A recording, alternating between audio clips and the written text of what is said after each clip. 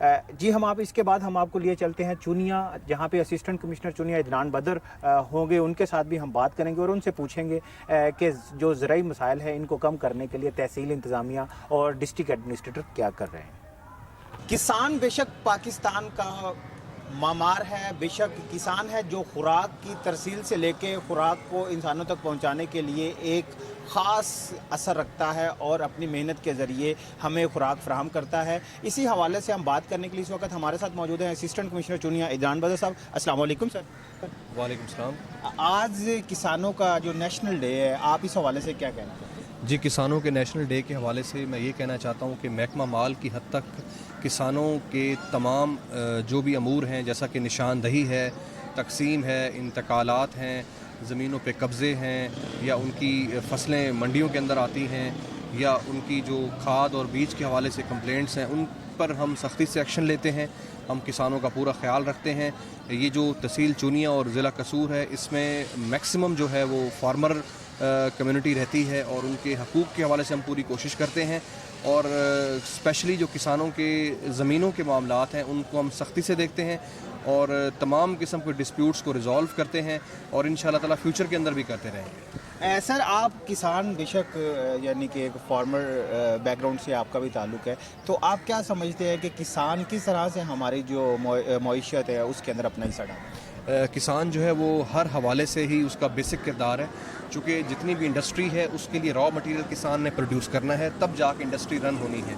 और किसी भी कंट्री का, किसी भी इलाके का जो उसको इस्टेब्लिश करने के लिए, उसको डेवलप करने के लिए, उसको आगे चलाने के लिए किसान का बड़ा अहम किरदार है। मैं आपको इसकी मिसाल देता हूँ, जिस तरह से हमारा डेली का जो अनाज के हवाले से हमारी ज़रूरियात हैं, गंदम की, सब्ज़ी की, तमाम चीज़ों की बेसिक नीड्स हैं, वो किसान हमारी पूरी करता है। इसके अलावा जितनी भी हमारी फूड चेन है पूरे पंजाब, पूरे पाकिस्तान, पूरे वर्ल्ड के अंदर, उसमें जो रॉ मटेरियल है सारा किसान प्रोवाइड करता है।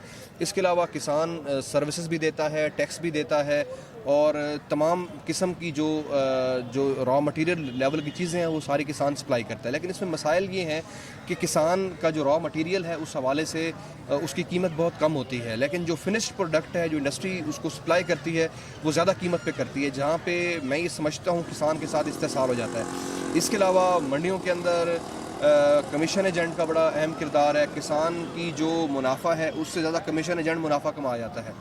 बाकी जहाँ तक बात रहती है खाद की, बीज की, इन तमाम चीज़ों के अंदर भी अल्टीमेटली किसान जो है वो सफ़र करता है, चूँकि किसान के पास पैसे नहीं होते, किसान इनसे लोन पे चीज़ें लेता है और बाद में किसान को वो पैसे ज़्यादा उनको पे करने पड़ते हैं। तो इन तमाम इससे हट के बाकी ज़मीनों के निशानदही के, तकसीमों के मामलात के अंदर भी किसान को दिक्कत का सामना करना पड़ता है। तो जहाँ तक तहसील चुनिया की हद तक बात है, तो मेरी पूरी कोशिश होती है किसानों के इस लेवल के तमाम मसाइल को हल किया जाए और किसानों को मैक्सिमम लेवल पे फैसिलिटेट किया जाए। आप खुद PhD इन एग्रीकल्चर है फैसलाबाद यूनिवर्सिटी से, आप क्या समझते हैं कि हम ज़रई इस्लाहात किस तरह की लाएं कि पाकिस्तान के अंदर जो ज़रई इनकलाब आ सके?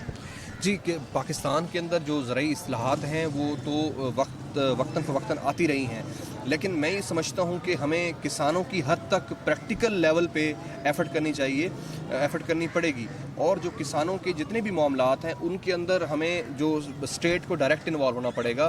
किसानों की तमाम बेसिक नीड्स, उनकी ज़मीनों की तैयारी से लेकर उनकी फसल की काश्त तक की तमाम जितनी भी चीज़ें हैं उसको डायरेक्टली जो है वो स्टेट को सुपरवाइज़ करना पड़ेगा, स्टेट को उसमें अपना किरदार अदा करने पड़ेगा, क्योंकि किसान जब तक खुशहाल नहीं होगा हमारा मुल्क तब तक खुशहाल नहीं होगा। तो उसके अंदर जितने भी मैंने आपको पहले मसाइल बताए हैं, इन मसाइल को सामने रख के किसानों की फैसिलिटी के लिए हमें पॉलिसीज़ जो हैं वो फ्यूचर के अंदर वज़ा करनी पड़ेंगी।